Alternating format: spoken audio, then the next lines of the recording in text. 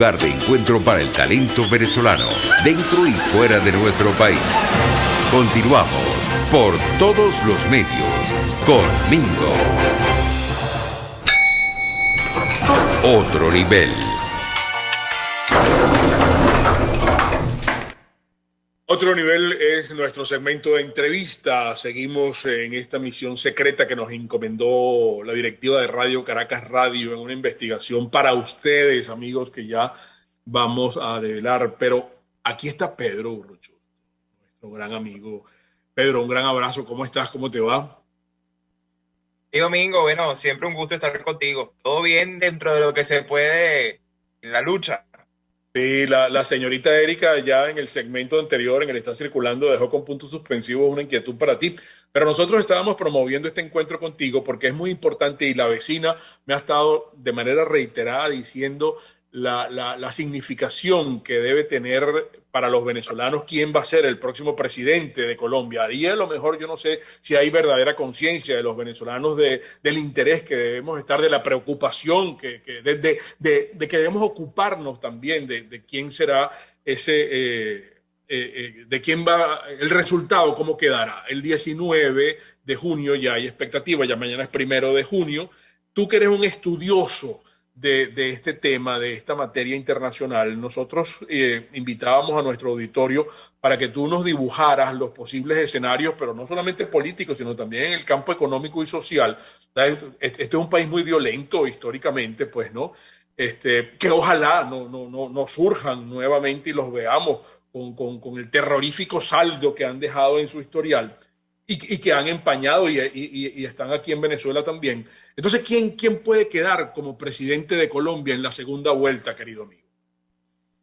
Mira, yo creo que lo primero que hay que decir acá, y hay que ser realistas, es que hasta ahora, de lo que hemos escuchado de ambos candidatos, Venezuela no es un punto en el cual se quieran centrar o no es un punto relevante.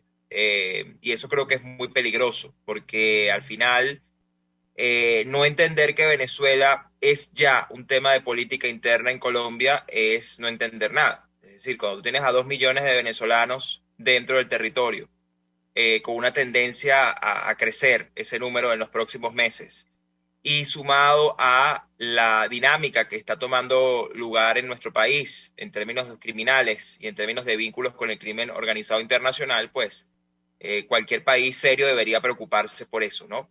Y bueno, ¿por qué ninguno de los dos se interesa? Bueno, uno, porque evidentemente el señor Petro sería socio de esa realidad criminal que hoy está en Venezuela, por lo tanto, lo que menos quiere es afectar al régimen venezolano, todo lo contrario, va a buscar la manera de darle estabilidad y de convertirse en un socio confiable e incluso quizás un interlocutor para intentar hablar con el mundo desde una visión de un país, bueno, un poco más democrático que defiende los intereses de un país, ¿sabes? En fin, afectado, sancionado, perseguido como es el Venezuela, etcétera, etcétera. Pero bueno, al final sería un socio del régimen venezolano, sumado al hecho de que, bueno, ya lo hemos dicho en otros programas en el que he estado aquí contigo, que esto creo que se suma a esta idea del corredor criminal desde el Pacífico al Atlántico, ¿no? Es decir, cómo se divide la región, ya no en términos de América del Norte, América del Sur, América Central, sino cómo hay un gran corredor que divide al norte y al sur desde una franja criminal, ¿no? Y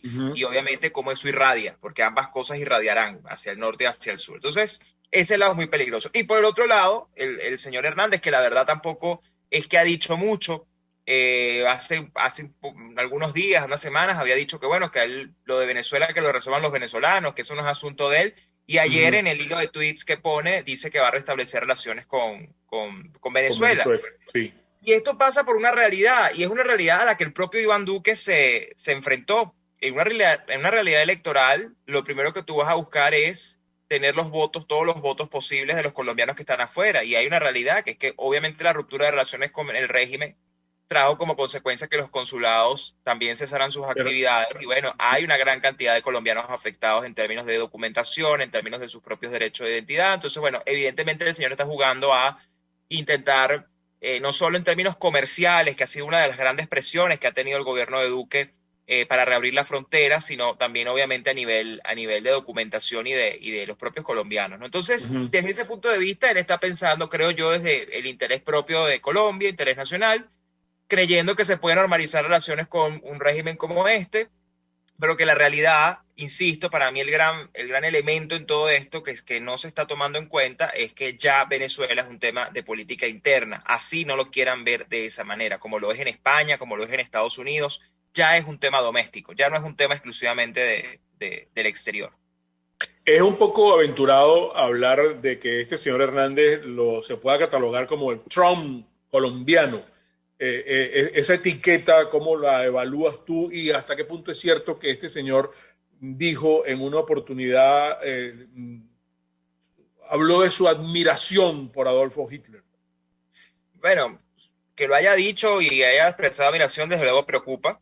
Es decir, admirar a Hitler es similar a admirar al Che Guevara o a Marx o a Lenin, es decir, todos tienen millones de muertos a sus espaldas, producto de sus ideas mortales y peligrosísimas, pero el punto acá es que yo creo que tenemos que salir un poco de la simplificación. Yo creo que por los titulares y por siempre estar encima ¿sabes?, de las primeras planas, vemos siempre que intentan de una vez decir, este es como el Trump tal o este es como fulanito de tal, ¿no? Y creo que eso puede ser peligroso, porque además automáticamente se asocia con un estilo de hacer política, que es un estilo irreverente, que es un estilo de eso que denominan hoy políticamente incorrecto, de que dice las cosas como las piensa, al margen de que estemos de acuerdo o no. Yo, muchas cosas que he escuchado del señor, la verdad es que estoy en desacuerdo, pero bueno, al final los colombianos, o una buena parte de los colombianos, decidió que fuera su candidato para la segunda vuelta. Entonces, bueno, hay que ver qué conectó él con el colombiano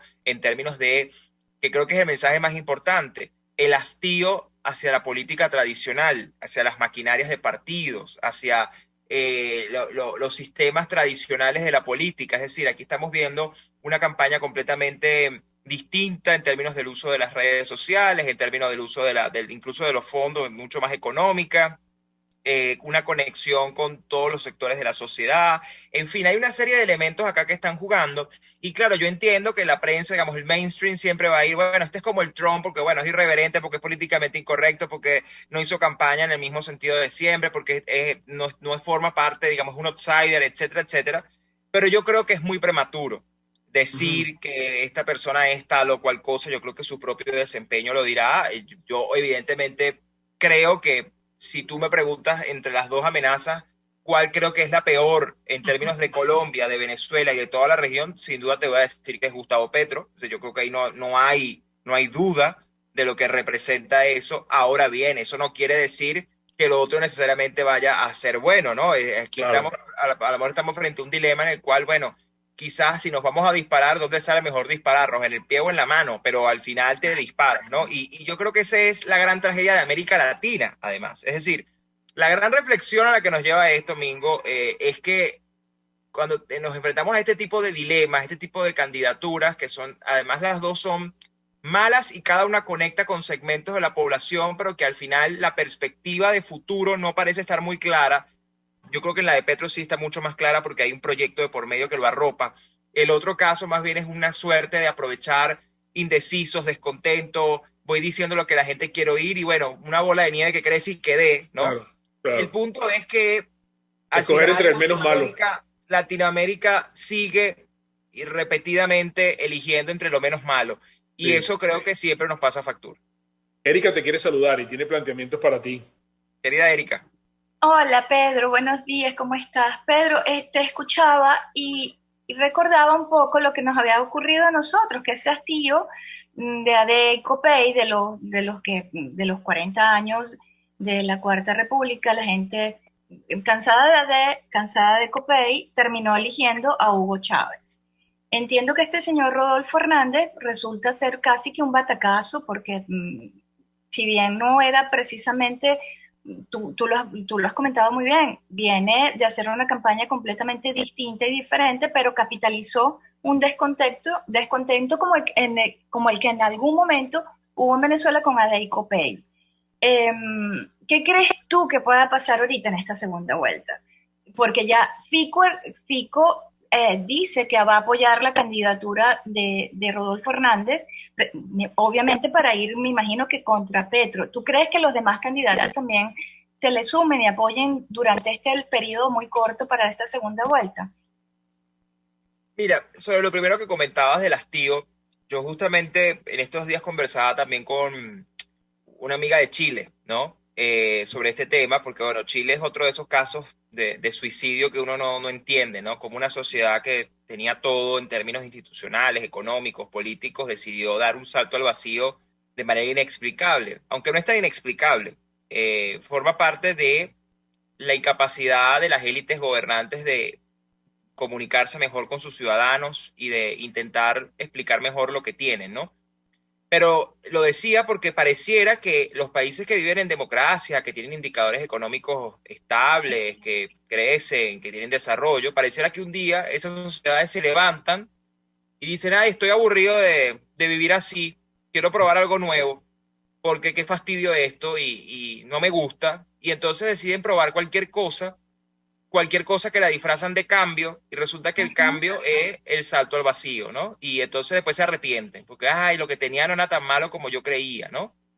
Y esto lo conecto con Colombia porque a mí me pasó, y lo he hablado con varios amigos colombianos, pero también me pasó cuando estuve en Colombia recientemente. Hace poco, sí.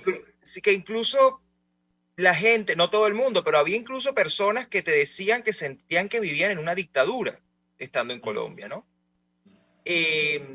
Y que en efecto el gobierno de Duque era un gobierno pésimo, que era un violador de derechos humanos, represor, un dictador, en fin, y eso a mí me generaba tanto ruido, porque, bueno, viniendo de Venezuela, que claramente no, eso explica mucho, la gente no ha vivido obviamente lo que es Venezuela y probablemente dice esos términos a la ligera, se deja llevar también por la manipulación mediática, etcétera, etcétera.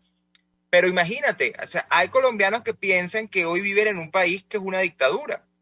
Y eso pasa, bueno, quizás porque también, y esto es una reflexión en cuanto, también lo hablábamos el otro día con otras personas, que lamentablemente la política no puede ser solamente gestión. Es decir, la gestión es una parte fundamental de la política porque es la que te lleva a dar resultados.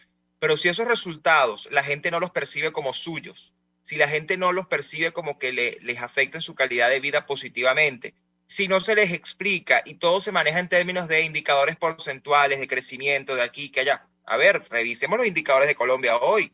No le envidia nada a ningún país en desarrollo del mundo, es decir, tienen indicadores a todo nivel de crecimiento, de desarrollo espectaculares. Entonces, ¿qué ha pasado? Que la sociedad colombiana, aún teniendo a un presidente como Iván Duque, que ha posicionado al país en muchísimas áreas, con indicadores muy positivos, hoy dicen que viven en una dictadura. Iván Duque es uno de los presidentes más impopulares de la región y además, bueno, el resultado del domingo nos da claramente un testimonio de que la gente no le gusta o decidió desmarcarse de la política tradicional. Entonces hay una desconexión allí entre gestión y narrativa, entre gestión y discurso, entre lo que se hace y lo que se dice, y pareciera que la gente lo está detectando y pareciera que a la gente, y esta es una reflexión muy personal, pareciera que a la gente le aburre ya la idea de hablar de democracia o le aburre la idea de hablar de desarrollo, de estar mejor. La gente sencillamente quiere probar algo que se base en lo que quieren escuchar y ahí es donde el populismo entra.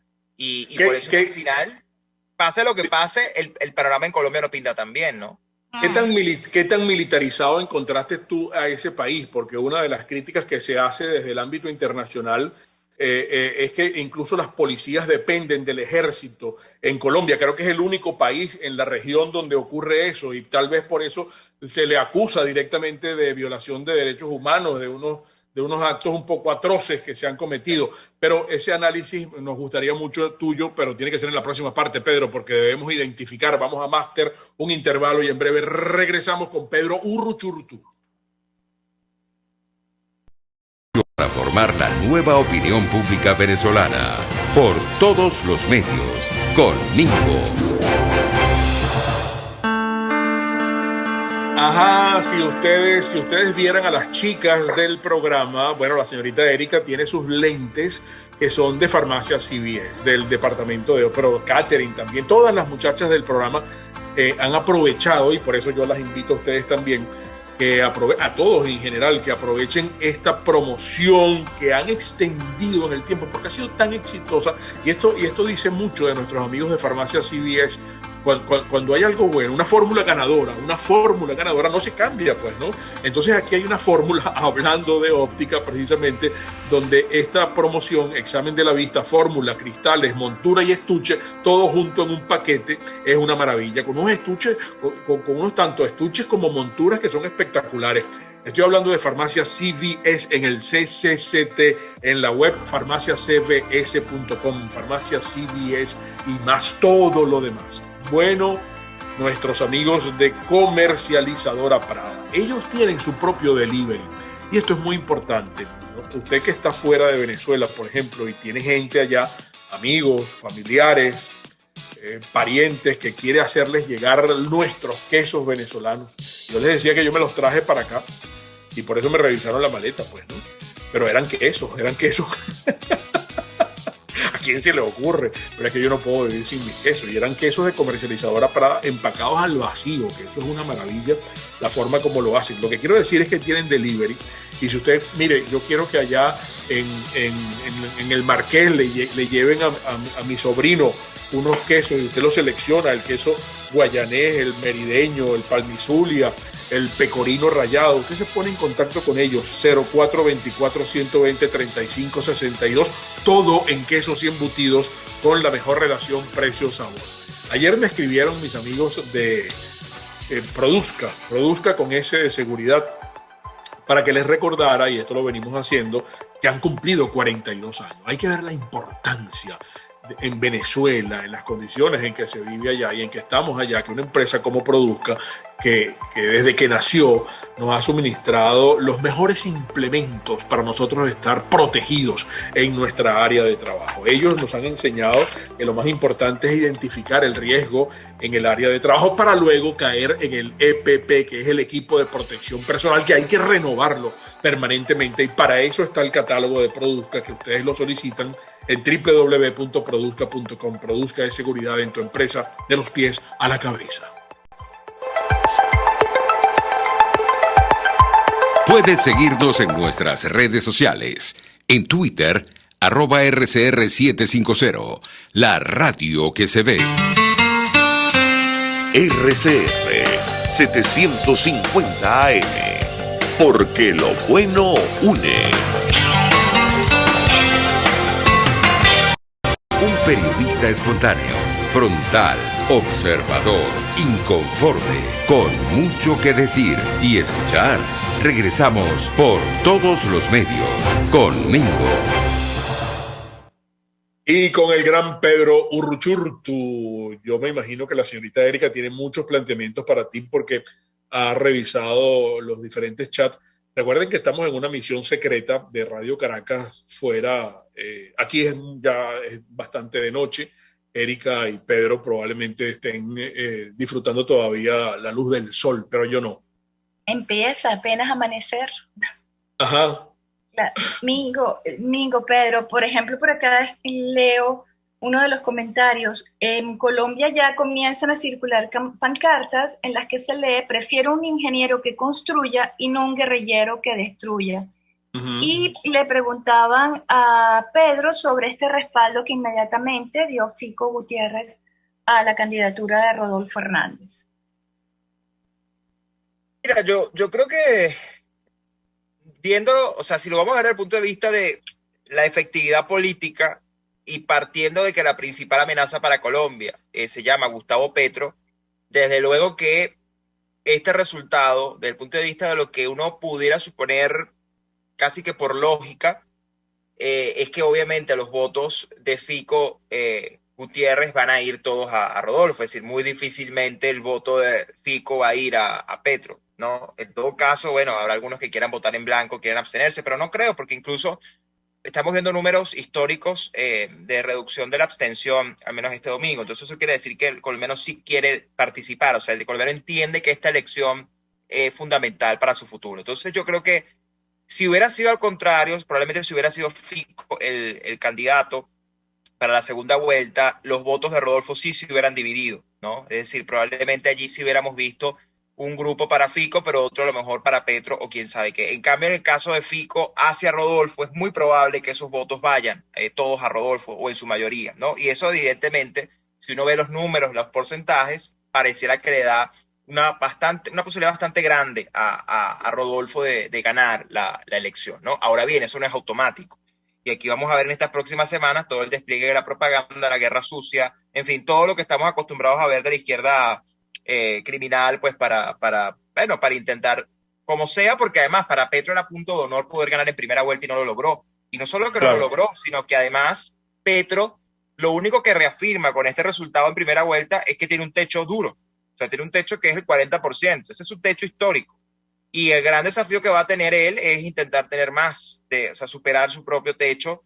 Pero al final ese es su techo. O sea, él no ha pasado de ahí con todo el esfuerzo y todo lo que ha hecho. Y bueno, en parte ahí también probablemente Rodolfo tenga un elemento movilizador, porque la gente, bueno, va a sacar cuenta y va a decir, mira, yo prefiero a este señor, con todo y que puede ser polémico, pero al final, dentro del ámbito democrático se le puede controlar en términos de, tú sabes, contrapesos, etcétera, etcétera, a el señor Petro, que todos sabemos que entre lo primero que quiere proponer es la constituyente y todo lo demás, ¿no?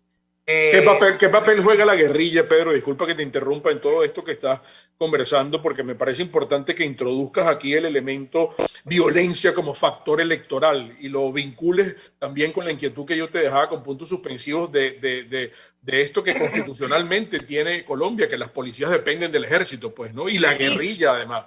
Y recordemos que el domingo, si bien dijeron, el ministro de Defensa colombiano dijo que eran 3 explosiones controladas y ninguna contra centros de votación, el domingo ya hubo algunos hechos pequeños de violencia. Sí, mira, yo creo que aquí está muy claro que la guerrilla y la violencia tienen un candidato, se llama Gustavo Petro. O sea, eso hay que decirlo por la calle del medio. O sea, esta gente tiene su candidato. Y eso Gustavo Petro lo supo desde el año pasado, lo supo desde el 2019 con las protestas, lo supo todo el tiempo, que la violencia y esa protesta, esa efervescencia que impulsó él y todo su movimiento, buscaba fundamentalmente hacerlo presidente. Y en buena parte de eso se ha reflejado este domingo. Yo sí creo que tiene que ver mucho con eso, ¿no? El chantaje de, bueno, si no soy yo, entonces te voy a tumbar. Si no soy yo, entonces te voy a destruir la ciudad. Y obviamente la violencia sí es un tema pendiente, es una herida abierta.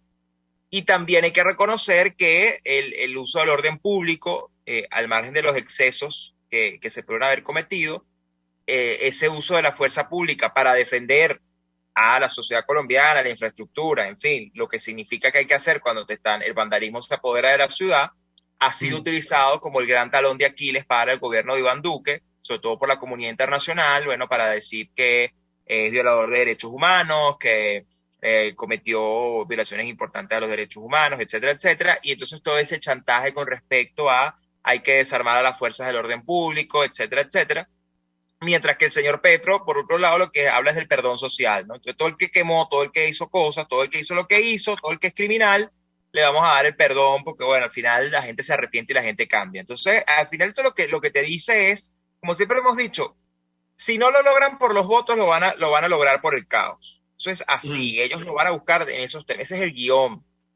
Y obviamente lo que intentan, cuando no logran ganar las cosas a través de las votaciones, para destruir la democracia desde adentro, la destruyen desde afuera, socavando todo lo que está a su alrededor y acabando con todo lo que está a su alrededor. Ese es el chantaje, violencia, caos o vota por mí. En cualquiera de los dos casos hay destrucción. Lo que pasa es que una se hace por medio de las instituciones establecidas internamente, se desmantela y se cambian los cimientos de la sociedad, y la otra es por la vía violenta, dura, que también socava las instituciones porque las instituciones responden a eso. Entonces eso se ve como un chantaje. Entonces, al final, y esa vía violenta tiene también un ingrediente desde Venezuela, desde el régimen de Maduro. Hay un aporte significativo a esa violencia, y también porque lo ha tratado la vecina en los últimos chismes, en los últimos comentarios de ella, que qué pena que a nosotros nos usen como referencia y como ejemplo en las campañas. Incluso podemos hablar no solamente de Colombia, porque ha ocurrido en otros países. Miren, véanse en el espejo de Venezuela. Mucho cuidado cuando vayan a votar. Caramba, miren cómo está Venezuela. Y nos ponen como ejemplo desde el punto de vista de mercadeo. Y yo no sé si eso funciona o no, porque terminan ganando los que no deben seguir el ejemplo. Pues no, carajo. Mira, yo creo que ahí en este tema, yo sí creo que Venezuela es, desafortunadamente para nosotros los venezolanos, es el ejemplo de lo que no se debe hacer. Y hemos servido como eso, como ese ejemplo. Y eso obviamente a uno como venezolano no le gusta, a uno le da rabia que al final su país sea visto más como el ejemplo de lo malo y no por algo bueno, aunque también tenemos cosas buenas, evidentemente, pero aquí no es un secreto que el régimen ha estado metido en toda esta estrategia de violencia, que yo la he llamado caosmunismo, ¿no? En el sentido de que es Bueno, intentar acabar con todas las democracias liberales de la región a través de la violencia. Y aquí hay que recordar que esas protestas del 2019, que comienzan justamente entre Colombia, Chile, Ecuador, a finales del 19, se dan 3 meses después de que el Foro de Sao Paulo se reunió en Caracas, en julio de ese año. Entonces, que había un plan de acción, una hoja de ruta, es decir, creer que esto es casualidad, que esto no está articulado, obviamente sí hay una articulación, y no solo el régimen venezolano, están los rusos, los bots rusos, en fin, aquí hay una mezcla de todo, de desinformación, se comprobó, por ejemplo, en el caso chileno, que prácticamente el 80%, si mal no recuerdo, de los mensajes que alentaban la violencia en las calles, en la protesta, provenían de actores fuera de Chile y de cuentas fuera de Chile en las redes sociales, provenientes de Rusia, de Venezuela, de Turquía. Entonces, ciertamente aquí hay un ataque permanente a todo eso. Y yo creo, con respecto a esto último del mensaje, qué está funcionando y qué no con respecto a los venezolanos, yo creo que depende. Yo no sé si el mensaje ya por sí mismo de el miedo, es decir, mira, te vas a convertir en Venezuela, funciona del todo. Pero yo sí creo que la historia de cada venezolano que ha tenido que huir en sí misma es una manera de explicar a la gente lo que pueden llegar a ser. Y ahí yo justamente lo hablaba con unos amigos colombianos el año pasado, un poco pensando, bueno, ¿cuál debería ser la narrativa en este caso? Porque ya la del miedo de, mira, vamos a convertirnos en Venezuela, como que no está funcionando mucho, pero tú sí puedes decir como venezolano, mira, yo tuve que huir de mi país y llegué a otro país que me recibió y que se convirtió en mi nuevo país. Y este nuevo país en el que yo estoy, que me ha dado las oportunidades y que me ha permitido tener un país mientras no tengo el mío, yo quiero que le vaya bien y que le vaya mejor. Yo no quiero que le vaya mal, porque si le va mal, así como les va a ir mal a ustedes, también me va a ir mal a mí y me voy a tener que ir a otro país. Y yo no quiero ir de país en país. Yo quiero que al que llegué y me recibió le vaya bien, porque así yo puedo seguir acá hasta que yo pueda recuperar el mío. Entonces, la narrativa es distinta, no sé si me explico, porque vaya conectada a la idea de que te vaya mejor, a la idea de, oye, yo quiero que donde estoy le vaya bien, porque ya yo lo viví una vez y no lo quiero volver a vivir, pero ya no es desde de la visión de ahí viene el lobo, sino desde, mira, escúchame lo que yo tuve que padecer, lo que yo tuve que caminar, lo que yo tuve que vivir, y lo agradecido que estoy de que este país me haya abierto los brazos. Entonces yo creo que no, y eso probablemente, Pedro, disculpa que te interrumpa, lo vivieron los colombianos antes del régimen aquí, y hay que ver la cantidad de compatriotas colombianos que nosotros recibimos aquí, y ese era el mensaje. así es, así es. Excelente el ejemplo que estás poniendo. Y por eso creo que las pancartas estas que vimos en los últimos días de la campaña fueron tan efectivas, ¿no? Y buenas. ¿No? Por querer un cambio y tuve que cambiar de país. Entonces, ese tipo de cosas creo que conectan. Y es distinto hablar exclusivamente de ahí viene el lobo, ¿no? Por eso creo que eso es un cambio también significativo a la hora de la aproximación al tema Venezuela. Pero sí, a ver, sin duda, y con esto termino el argumento, creer que esto está aislado, que no es parte de un proyecto criminal que busca acabar con las democracias, pues es no entender nada, y por eso yo le he llamado caosmunismo. Pedro, ¿quién gana el 19 de junio? Mira, ahí yo te puedo hablar por quién quiero que gane y quién creo que puede ganar. No, yo creo que hay una seria probabilidad y posibilidad de que Petro salga derrotado. Yo creo que eso es importante, pero creo que hay que ver estos días que vienen para terminar de definirlo. Pero yo creo que hay una alta probabilidad de que el petrismo salga derrotado, lo cual creo que es lo que tiene que ocurrir. Es decir, yo creo que ese es el gran problema a vencer en este momento, Gustavo Petro. Y yo creo que hacia allá hay que apuntar. Excelente análisis, como siempre. Gracias, Pedro. Ojalá nos permita seguir en contacto y consultar, hacer otro programa contigo antes del 19 de junio. Y por otros temas también. Gracias, Pedro. Uruchurtu, mujer. Hombre, estupendo. Pedro es brillante. Sí, pero yo me voy a poner la pijama y me voy a acostar porque ya estoy muy cansado. Sí. Voy a dormir, Mingo, voy a dormir. Y nos vemos mañana por este canal. Las interpretaciones de todo lo conversado hoy aquí, como siempre, amigos de ustedes. Y recuerden, el comunismo te quiebra las rodillas para que tengas que darle las gracias por las muletas. Hasta mañana. RCR presentó Por Todos los Medios con Mingo.